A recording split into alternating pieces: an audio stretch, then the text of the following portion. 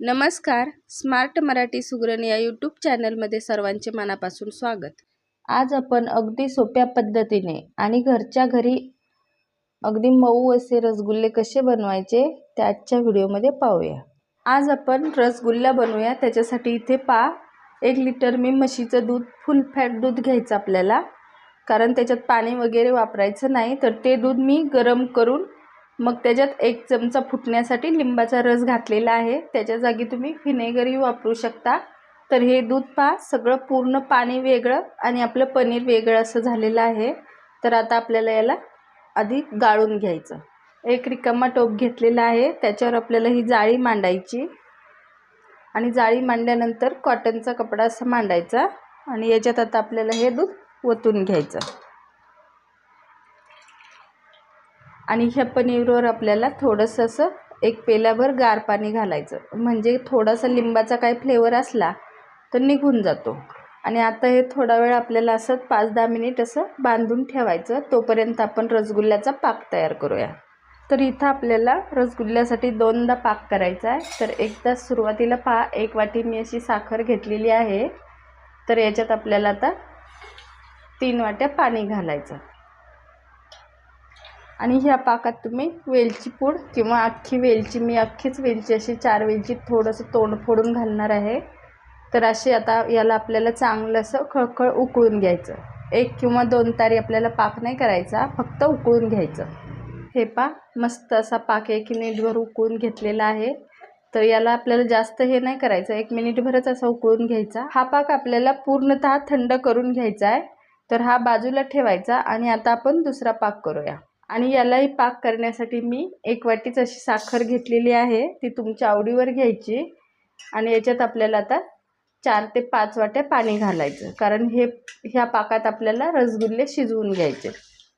आपण आता हे मंद गॅसवर उकळत ठेवूया. तोपर्यंत आपण पनीरचं पाणी सगळं निघले का कसं पाहूया. तर हे चांगलं पनीर असं निथळलेलं आहे. तर याच्यातलं उरलेलं पाणी आपल्याला असं दाबून काढायचं आणि याला असं पिळून याचं चांगलं असं पाणी काढलेलं आहे. तर हे अगदी पनीर आपलं असं मस्त झालेलं आहे. तर आता आपण हे ताटात काढून घेऊया. हे दुधाचं पनीर आपण घेतलेलं आहे. तर हे इतपत असं घट्ट आहे. तर आता याला चांगलं असं ह्या हाताच्या तळव्यानं पण असं मळून घ्यायचं. किमान 7 ते 8 मिनिट असं मळून घ्यायचं. आणि हे सुरुवातीला असं हे मळताना ताटाला चिटकतं आणि नंतर ते पूर्ण पीठ तयार झालं ते अजिबात ताटाला चिटकत नाही. त्यामुळं असं ताटाला चिटकलं तरीही असं रगडून मस्त असं मऊ करून घ्यायचं. हे रसगुल्ल्याचं पीठ आपलं तयार झालेलं आहे. तर ज्यावेळेस असं हे ताटाला अजिबात चिटकणार नाही त्यावेळेस आपण ते तयार झालं म्हणून समजायचं. तर याच्यात आता आपल्याला चांगली बाइंडिंग येण्यासाठी 2च चमचे असं मी मैदा घेतलेला आहे. तर याच्यात आपल्याला तो मिक्स करायचा. आणि मैदाही चांगला मिक्स झालेला आहे. मैदा जास्त नाही घालायचा, नाश्त्याचे 2च चमचे असा घालायचा. तर आता आपण याचे रसगुल्ले तयार करूया.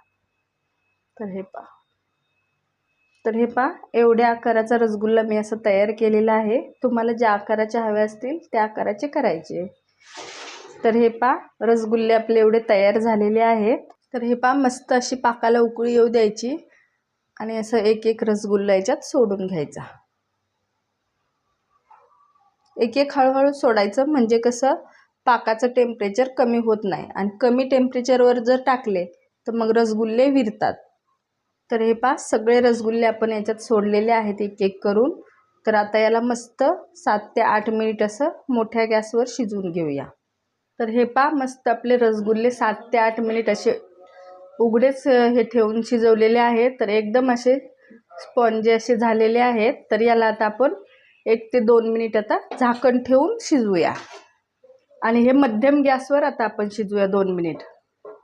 तर हे 2 ते 3 मिनिट रसगुल्ले आपले असे शिजलेले आहेत झाकण ठेवून आणि मस्त असे झालेले आहेत. तर हे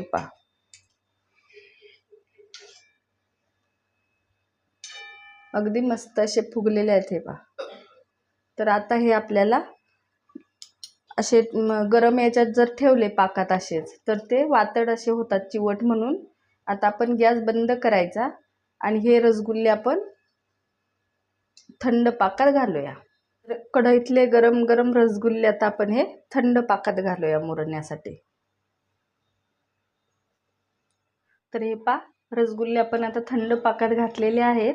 हे किमान आपल्याला 2 ते 3 तास असेच पाकात आता मुरत ठेवायचे, म्हणजे मस्त आपले रसगुल्ले असे तयार होतात. हे 2 तास झालेले आहेत आणि रसगुल्ले आपले मस्त असे खाण्यासाठी तयार झालेले आहेत. आजची रेसिपी आवडल्यास व्हिडिओला लाईक, शेअर आणि सबस्क्राईब करायला विसरू नका. पुन्हा भेटूया नवीन रेसिपीसोबत. धन्यवाद.